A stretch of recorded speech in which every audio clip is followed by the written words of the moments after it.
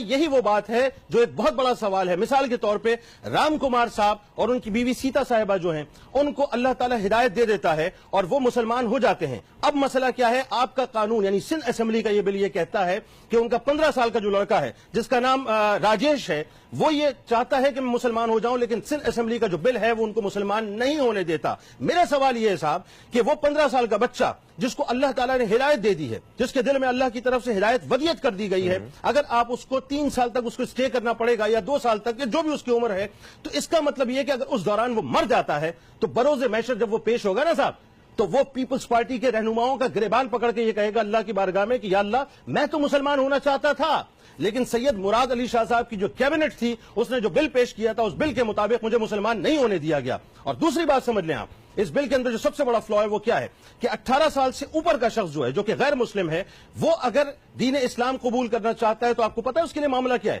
21 دن تک اسے ایک سیف ہاؤس میں رکھا جائے گا، یعنی فیصلہ کرنے سے پہلے اسے سوچنے کا وقت دیا جائے گا، اسے مختلف مذاہب کے لٹریچرز دیے جائیں گے اور اس سے کہا جائے گا کہ اپنے فیصلے کو ریکنسائل کرو. یعنی اس کا مراد یہ ہوئی کہ اللہ اس کو جو ہے ہدایت دینا چاہتا ہے، بندہ اس کو سیف ہاؤس میں رکھ کے 21 دن کا موقع دینا چاہتا ہے کہ وہ سوچے کس کی سانس کی ضمانت ہے کہ کون کتنا زندہ رہے گا. جس کو ہدایت اللہ نے دے دی ہے، یہاں سندھ اسمبلی کا کون سا ایسا قانون ہے یا کون سا ایسا لیڈر ہے جس کے پاس یہ پاور ہے کہ وہ اللہ کے اور رسول کے قانون کو ڈیویٹ کرے، اس کو ایک طرف رکھے اور اس کو 21 دن کا موقع دے؟ اس کا مطلب یہ ہے کہ آپ مکمل طور پر اللہ اور اس کے رسول کے قانون کے خلاف بات کر رہے ہیں. مجھے ایک بات بتائیے، اسلامی جمہوریہ پاکستان آپ اسے کہتے ہیں فہیم بھائی، جی اسلام کے نام پر اس کی بنیاد رکھی گئی ہے، اسٹیٹ کا مذہب جو ہے دین اسلام ہے.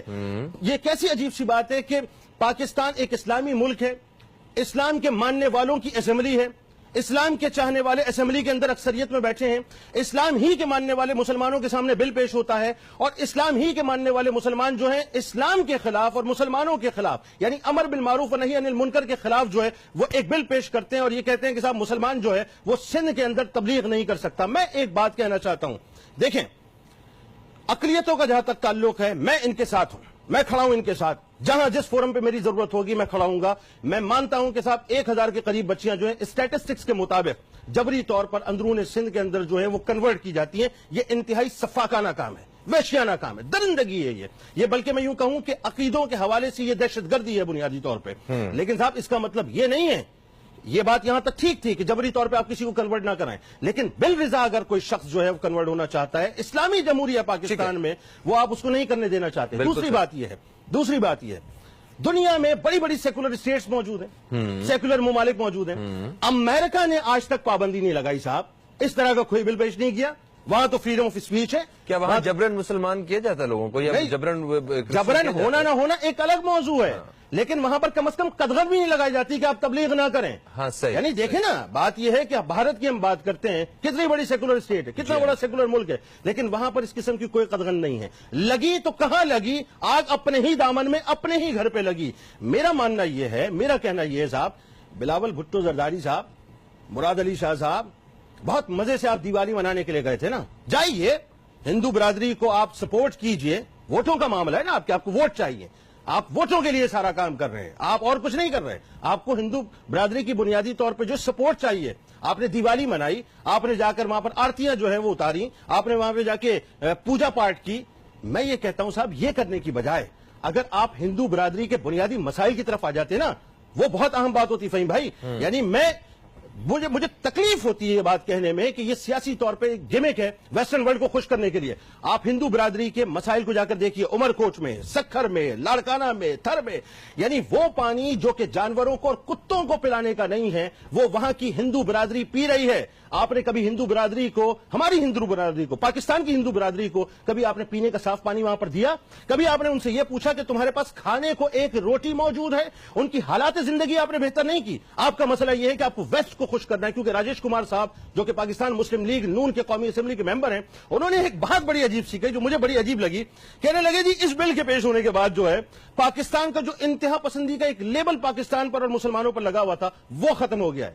اجے صاحب معذرت کے ساتھ ہم انتہا پسند نہیں ہیں، نہ ہمارے اوپر انتہا پسندی کا لیبل ہے.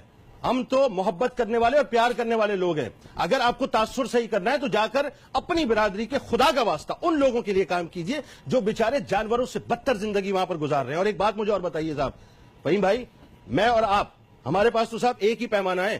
دوسری تیسری کوئی بات نہیں ہے. سرکار مدینہ صلی اللہ علیہ وآلہ وسلم کے ماننے والے ہیں, ان کے چاہنے والے ہیں نا. بے شک. رسول کے سامنے, رسول نے جب دنیا کے سامنے دین اسلام کی تبلیغ کی ہے تو بچوں میں سب سے پہلے لبیک کس نے فرمایا تھا؟ مولا کائنات مولا علی کرم اللہ وجہ الکریم نے. کیا سرکار نے مولا کائنات کو یہ فرمایا کہ علی 18 سال تک رک جانا؟ نہیں. حضرت عمیر بن ابی وقاص 16 برس کی عمر میں مسلمان ہوئے. حضرت معاذ بن عمر 12 برس کی عمر میں مسلمان ہوئے. حضرت معاذ بن افرا 12 برس کی عمر میں مسلمان ہوئے. حضرت زید بن ثابت رضی اللہ تعالیٰ عنہ 11 برس کی عمر میں مسلمان ہوئے. حضرت عمیر بن سعد 10 برس کی عمر میں مسلمان ہوئے. حضرت ابو سعید خدری رضی اللہ تعالیٰ عنہ 13 برس کی عمر میں مسلمان ہوئے. حضرت انس بن مالک رضی اللہ تعالیٰ عنہ 8 برس کی عمر میں مسلمان ہوئے. آپ ویسٹ کو خوش مت کیجئے, خدا کا واسطہ آپ ویسٹ کو خوش مت کریں. آپ اس بل کے حوالے سے کام کریں. آپ کو چاہیے تھا کہ آپ علماء کو شامل کرتے, آپ نے نہیں کیا. میں گزارش کروں علماء گا, نے کوئی فتویٰ وغیرہ دیا کوئی سوال؟ دیکھیے اس پہ ڈیبیٹ شروع ہو چکی ہے فہیم بھائی. پورے پاکستان میں یہ ڈیبیٹ ہوگی. اس کی وجہ یہ ہے کہ یہ امر بالمعروف و نہی عن المنکر کا معاملہ ہے, یہ اللہ اور اس کے رسول کے دین کی تبلیغ کا معاملہ ہے. آخری بات میں عرض کرنا چاہتا ہوں, آپ کو چاہیے تھا آپ علماء کو ساتھ لیتے. آپ جس برادری کو یا جس ویسٹرن ورلڈ کو خوش کرنا چاہتے ہیں, آپ مذاق مت کریں دین اسلام کے ساتھ. یہ آگ سے نہ کھیلیں, یہ آگ آپ کے دامن کو بھسم کر دے گی. پیپلز پارٹی نے بیسیکلی یہ پاکستان کی, میں جملہ کہنا چاہتا ہوں, پاکستان کی نظریاتی اساس کی بنیادوں کو ہلانے والی بات ہے. یہ آئین پاکستان, وہ آئین پاکستان جس کو بھٹو صاحب نے ترتیب دیا تھا. پیپلز پارٹی والے سمجھ لیں, آپ تو بنیادی طور پہ صاحب بھٹو صاحب کے مدار پہ آپ کیسے جائیں گے؟ جس آئین کو بھٹو صاحب نے ترتیب دیا ہے, آپ نے تو بنیادی طور پہ اسی کی دھجیاں بکھیرنے کی کوشش کی ہے. آخری بات, میں وفاقی شرعی عدالت سے گزارش کرنا چاہتا ہوں. بہت سو موٹوز ہم لیتے ہیں, یہ نکیل کھینچیں, بتائیے صاحب کہ ہندو برادری یا اقلیتی برادری کو مسلمان کیسے پروٹیکٹ کرتے ہیں. ایسے نہیں, ان کے خلاف آپریشن ضرور کریں جو جبری طور پر مسلمان کر رہے ہیں, لیکن ساتھ ساتھ اس بات کا تدارک ہونا چاہیے کہ یہ اسلامی جمہوریہ پاکستان اللہ اور اس کے رسول کے ماننے والوں کا ہے, جو اپنی دین کی تبلیغ بھی کریں گے اور ہر انداز سے اپنے پیغام کو بھی پہنچائیں.